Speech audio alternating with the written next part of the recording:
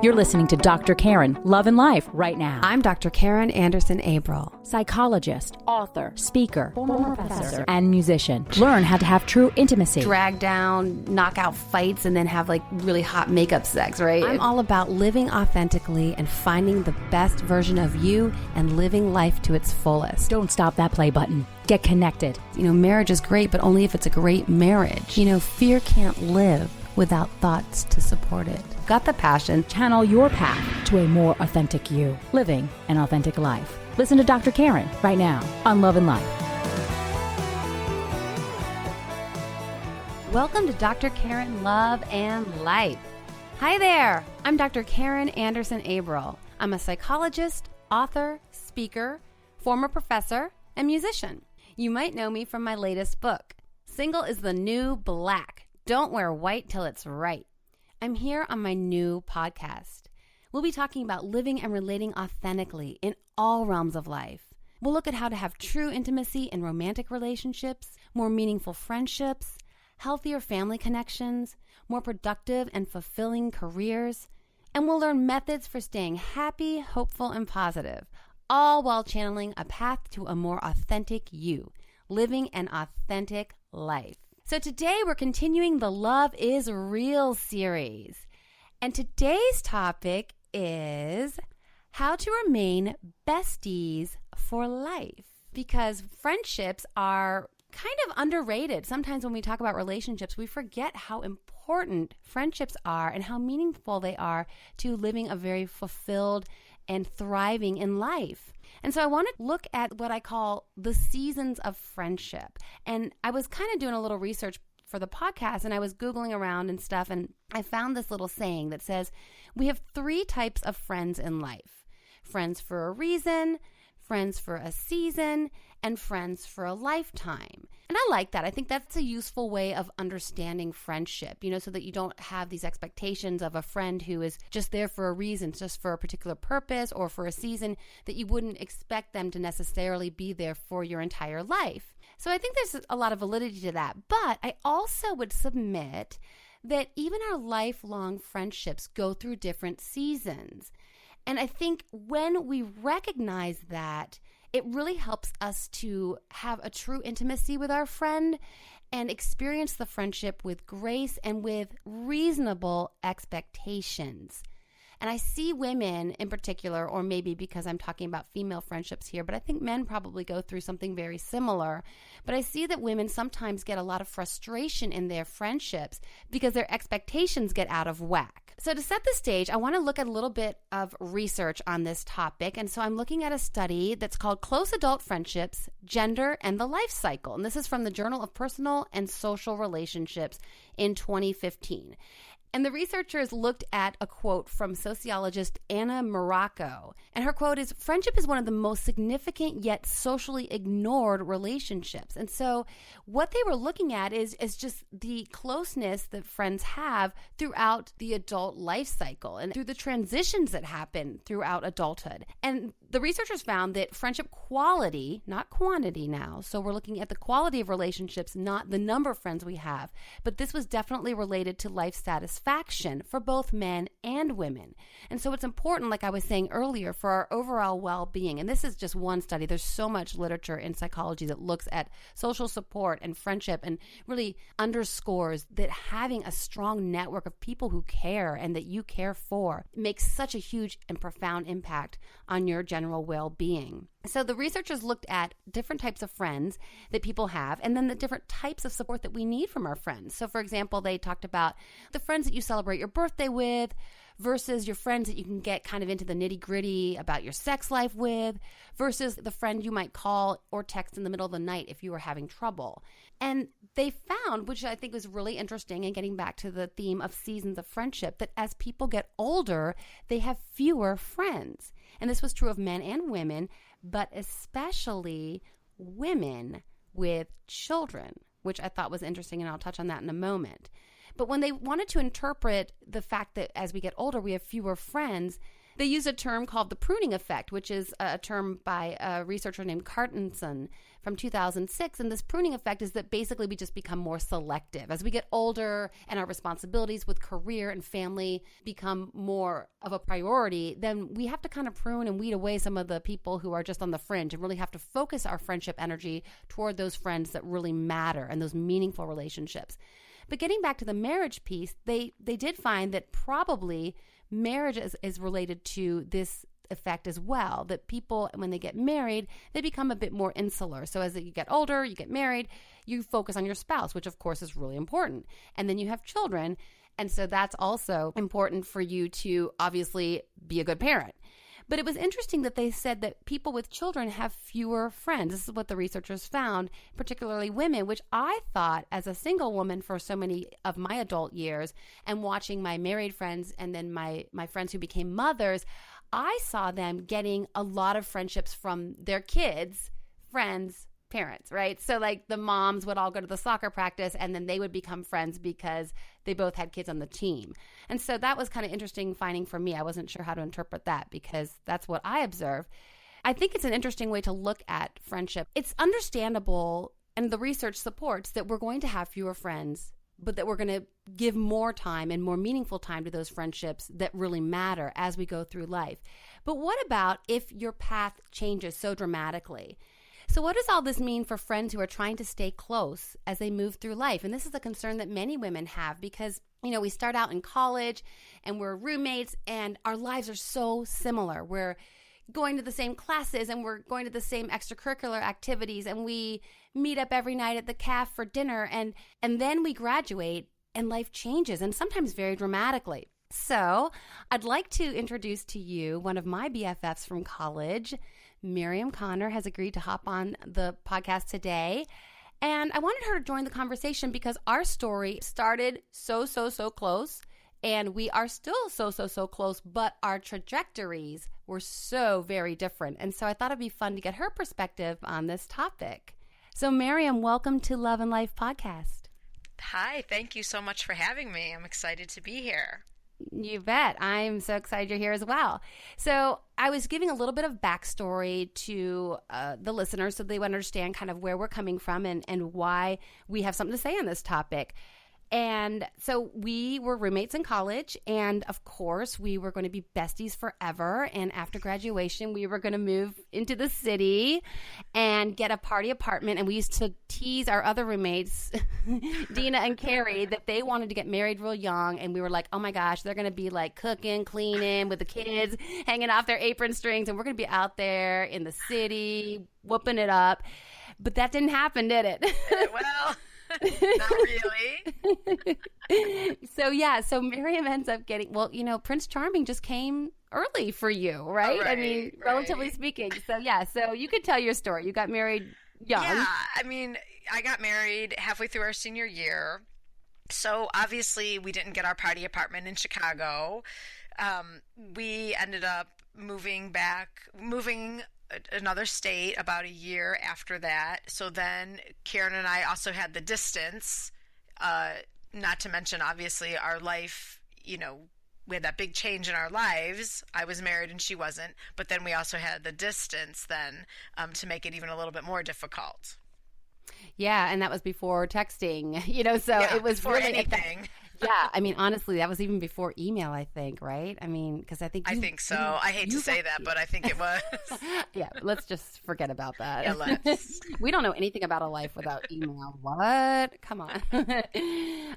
But yeah, so our paths were very different. And I guess one of the things along the way, certainly there were times when it was hard. We were states away. And yeah, in those days, long distance phone calls cost a lot of money and that kind of thing.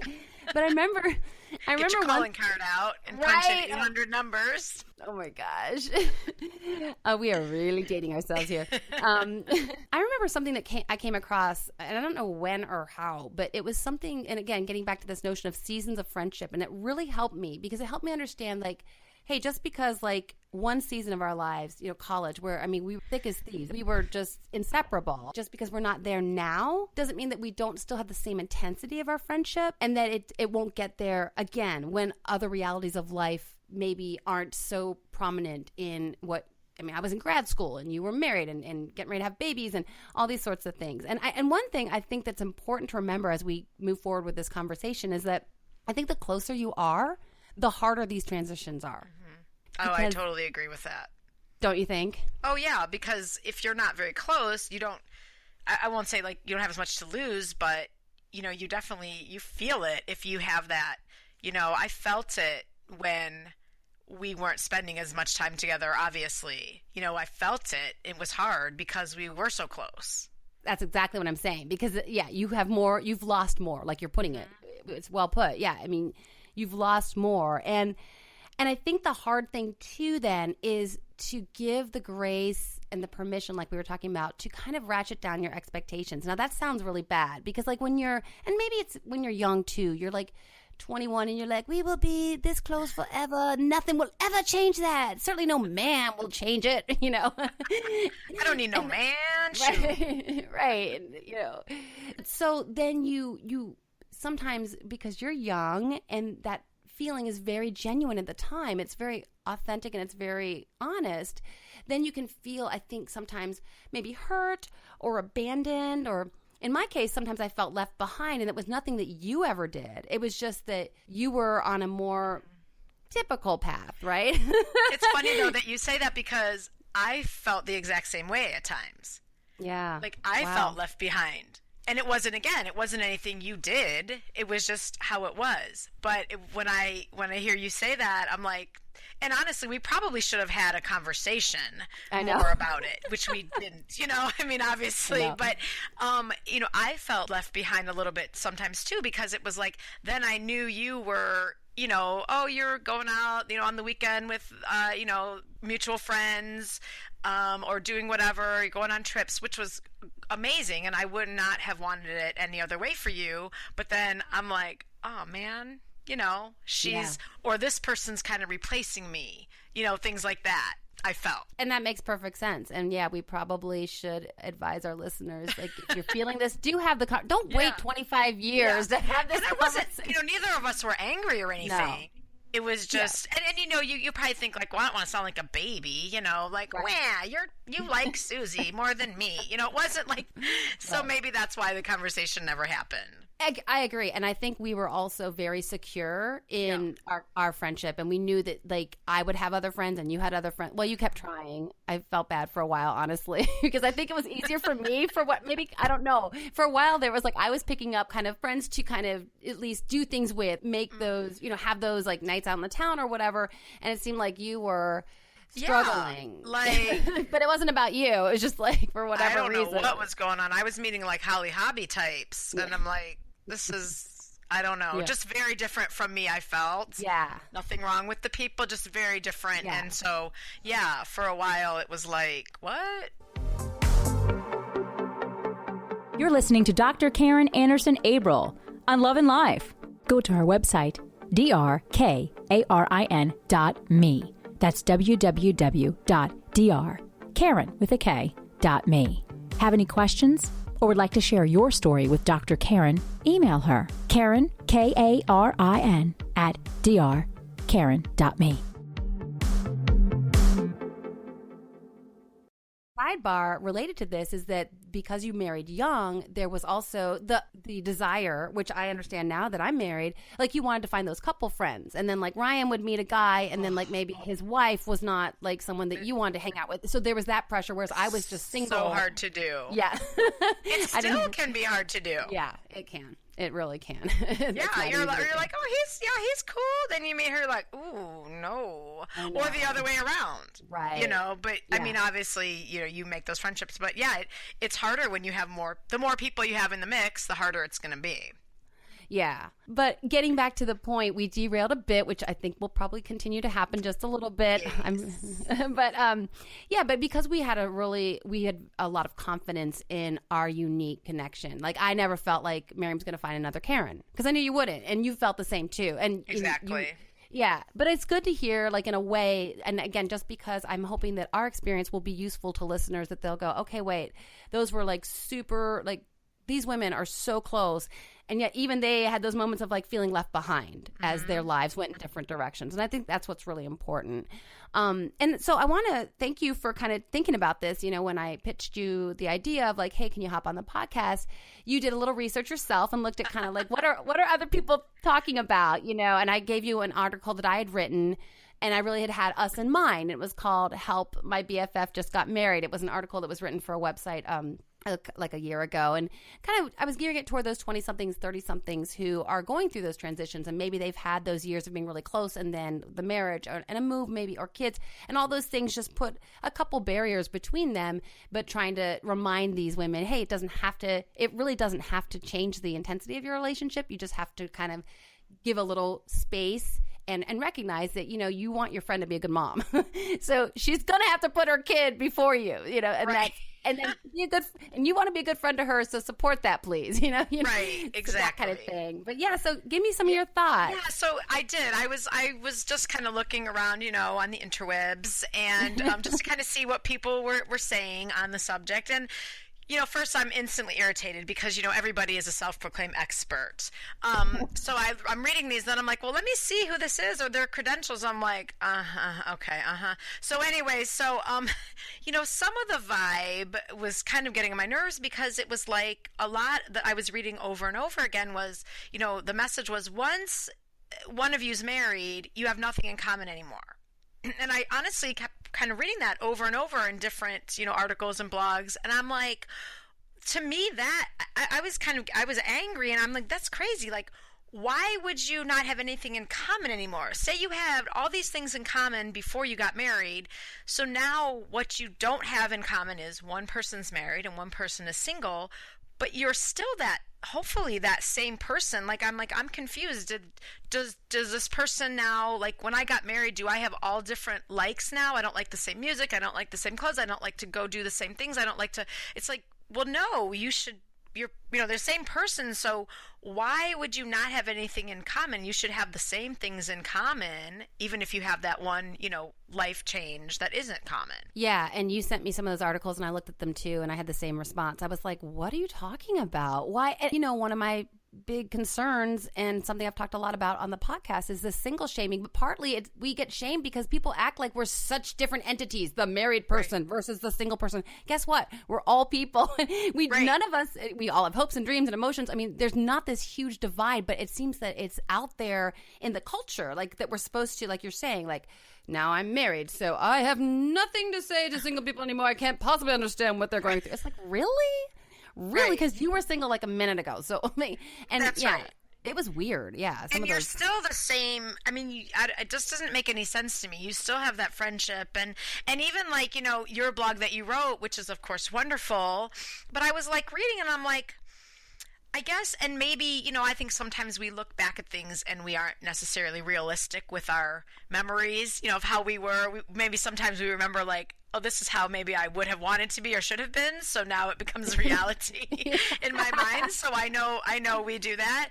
I do that anyways. So, but I'm thinking, you know, because you made a couple points where like, you know, your married person, friend just doesn't get it. You know, they assume love should be as smooth for you as it was for them, and they can't begin to fathom. And I was kind of like, you know, I hope I never felt or acted that way. And again, I don't remember. It was a while ago, and sometimes you don't remember exactly how it really was in reality. But I'm thinking, you know, because you were single not even that long ago, and I felt like, of course I couldn't understand how you felt exactly because I wasn't in that situation, but I never felt inside like, you know, why isn't this going so smoothly for her? Or what's wrong with her? Or I can't understand where she's coming from. I mean, I never had those feelings or thoughts when I thought of you. It was just you weren't married, but I guess to me that didn't define you in my eyes at all. The point that you weren't married was like so low on the list of anything I would ever, if someone said, tell me about Karin, that would come up so low down on the list. And I think for so many people, that's so important. And they would say right away, well, she's not married. It's like, that to me wasn't who you were. That had nothing to do with who you were. Yeah, I'm laughing because I could imagine you being like, well, let me tell you about Karin. One thing you need to know. Yeah. She has been single for a long time. Don't mention it. Don't mention it. Like I said, that didn't define you. No. But I think a lot of single people let it define them. And I think a lot of married people let that define them about their single friends. And they have that divide. No, I think that's really, really important and well put. The one thing I will say that is hard, and I'm not saying, again, directed toward you necessarily because you were not like that. It better not be. Yeah, I know, or else. But having like your experience, and I mean, it's wonderful because you didn't have romance and love affairs in adulthood that tanked. Correct. And thank God, right? I mean, because you just you did not have to deal with like heartaches, and I'm happy for you for that. I don't begrudge that, and I would wish that for everyone. But it is something that maybe that would be an example where to be 36 and have a relationship that you thought was going to go to marriage and having that tank, that's something where as a single woman, there's times where it's like, oh my gosh, like here I am again. Mm-hmm. That's where I was saying in that part of the article, just basically like, hey, you know, you're going to need to find people who've been through that, who've had an adult relationship. Yeah, I totally see what you're saying. Just because someone, like you said, that is in or has been in that exact situation. Yeah. Like support groups. You know, there's a need for people who've really been where you've been. Relationship tank support groups. I like it. Hi, I'm Vicki Zarley, and I listen to Dr. Karin, Love and Life, in Palmdale, California. Another thing that came to my mind is, and I was thinking about this, is, you know, I think, and we touched on this a little bit, I think sometimes the single person, the single girl, woman, they may stop asking their married friend to go out because it's like, well, they assume they're not going to want to. Well, they're not going to want to because they're going to be with their husband, you know, on Friday night or whatever. So they're not going to want to go. So I'm not going to ask. And many times that would be the case. You know, obviously once you're married, you're not going to go out with your single friends every Friday and Saturday night. But I think for single people to keep in mind is that it's still not, we all like to be asked, right? We all like to be included. Nobody wants to be the one that didn't get the invitation to the party, right? So I think that, you know, it's important to still ask and include them. And I also think that for married people, you know, why would you stop going out with your friends, single or married? Again, not every Friday and Saturday night, but why, you know, I know some married people that then never go out with the friends, single friends. So I think that's a really important point because that speaks to what you talked about earlier, Miriam, like the whole left behind, right? So you're sitting there going, hey, just because I have a husband doesn't mean that I don't want to go out with the ladies for, you know, girl time on Friday night or something. And so I think that's a really important consideration for people to remember, like just ask at least, you know? Right. And so I think that is something that, again, I haven't seen from your eyes. And just the same way, like we were talking about earlier, where I might say, hey, you know, I need to talk to someone else who's like gotten broken up with at age 36. You know, I also understand that like you needed to have friends that were married at 23 because that's something I didn't know anything about. It's so interesting because you look at different life paths and I think both have their challenges. Like there were times that it was challenging for me to be single for so long.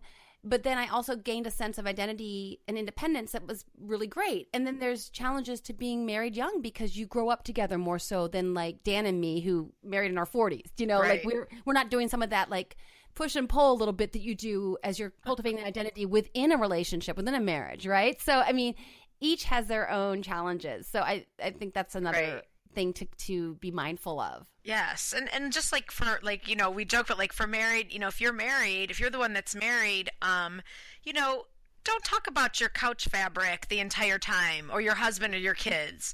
You know, what did you talk about with this friend before you were married? Why can't you talk about, you know, mostly the same things still? And if you're single and you are a true friend, you'll want to hear about that. You'll go, oh, let me see the couch fabric. And you want to hear about the kids and the husband, but you don't want to, that's just not the only thing. You don't want to hear about that. And I know some people, once they get married, then that's all they talk about.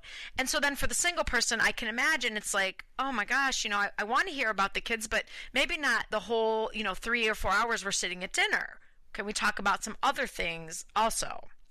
Yeah. And you were never like that. And frankly, none of our close friends are those women that just like you're saying are so defined by their marriage that's the only thing they can talk about. We would not be hanging out with women like that. It's just not our style. No, but I'm just for the people. So some people out there, I'm just throwing it out there. No, you're right. No.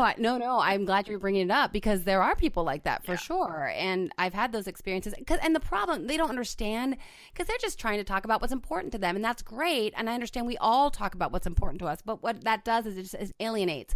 It makes the single person feel like, wow, we have no common ground. You know, like I was saying earlier, one of the things we did a really good job of, I believe, and I'm not trying to be like, we're great. Does that feel I mean, you're just calling it how speaking the truth. The truth shall set you free. I'm really just trying to encourage other women with friendships just to look for things that worked well for us. And one of them was always finding that common ground and not losing that foundation of what brought us to become friends in the first place. Marriage or any type of relationship, it takes effort and commitment, and it can't be one-sided. You can't always be the friend that, you know, I'm the only one that's making an effort here all the time. And it's just like friendship is, like I said, is like any other relationship. It does take effort, but it should not be hard. It should, you know what I mean? It should be like effortless effort, if that makes sense. No, it does make sense. And I like that because I think effort doesn't have to be hard. And that's something that seems, it's intentional, right? It's making time, making space in your life for this person. But that doesn't have to be hard. Just has to be something that you put as a priority. And like I said, you be intentional about it.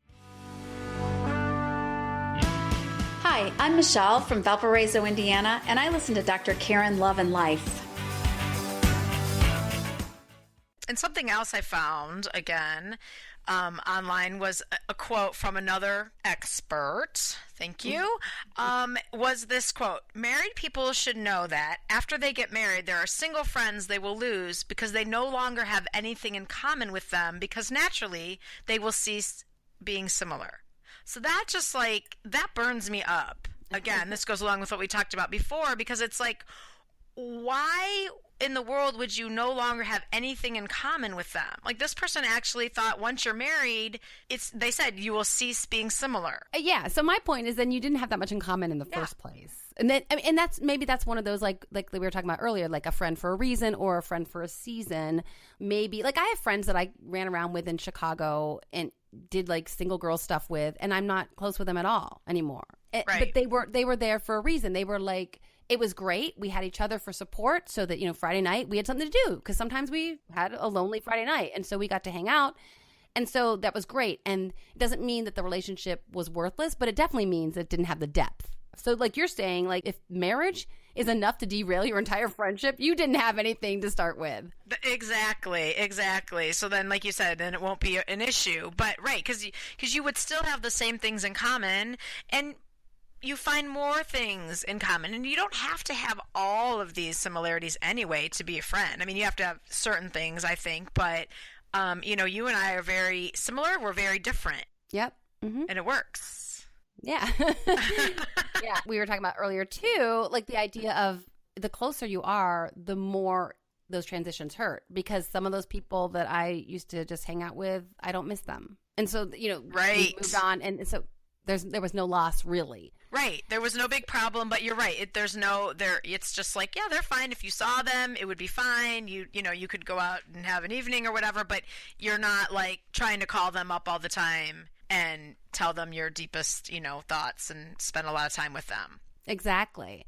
So like the idea of expectations. So I want to hear your thought on that. And I talked about it just a little bit earlier, but that's something that was helpful for me. Is just as my friends got married and became mothers, like I had to just ratchet down my expectations. Now, initially that might sound, you know, I'm all about high expectations, you know, stay picky, don't settle in life. But with friendship, I think there needs to be some space for just being like, hey, I can't expect from this person. It's unreasonable from this person right now to expect the kind of intensity or that they can spend 3 hours on the phone with me, you know, the way we used to, you know. So what is that like? What do you think about that? Yeah, I like to say that I try to be a no pressure friend. Yes, so I made that phrase up. So now I'm an expert, and I think I'll be a life coach. So anyways, so what I mean by a no pressure friend is that I want my friends, if they're friends with me, I don't want them to feel pressure.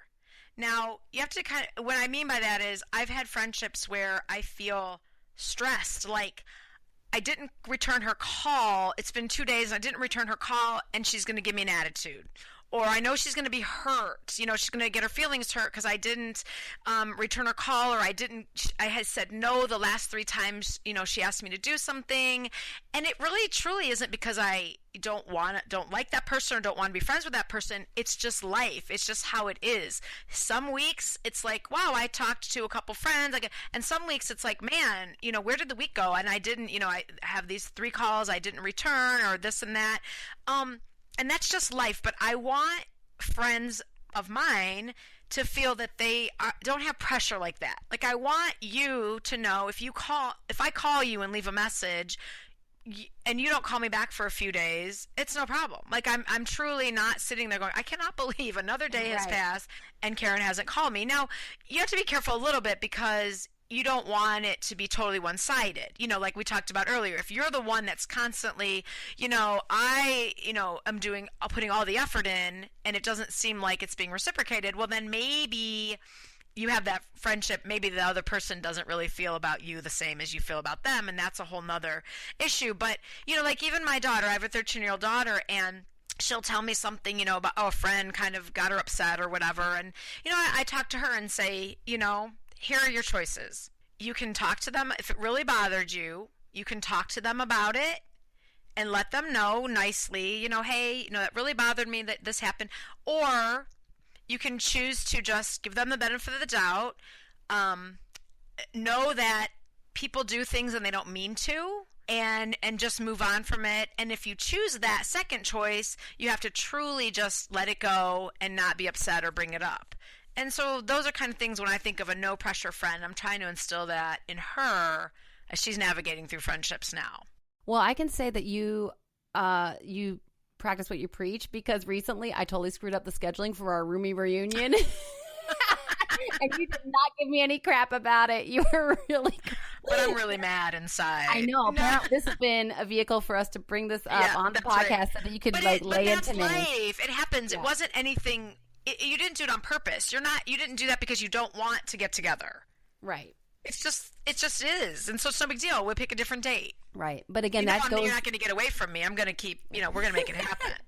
Right. But I think that also goes to the security and the confidence that we have as friends, where I do, and you do as well, you give me the benefit of the doubt, which is something that's really, I think, a lot of times when you're coming from a more insecure place. I've seen this with female friendships. I hope I haven't been that friend. No. And I've not experienced that with you, on your end, or my perception of you.